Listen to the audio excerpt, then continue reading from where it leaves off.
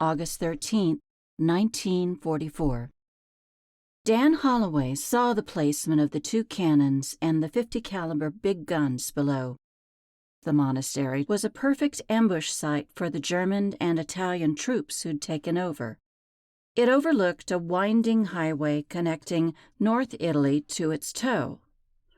Any of the Allied troops pushing from Crete and southern Italy had to pass through that bottleneck. Already, 2 units had been decimated, attempting to get past this choke point. General Eisenhower called in the elite demolition squad led by Dan. None of the 8-man squad, nor Dan, wore any marks of rank. No stripes, no stars, no medals. They were a cohesive team, each man selected by Dan Holloway. A unit of enemy soldiers patrolled the grounds of the monastery. The easiest way to root them out would have been air power. With the Luftwaffe disassembled for all practical purposes, the Allied superiority in the skies was unchallenged. They could reduce the monastery to rubble.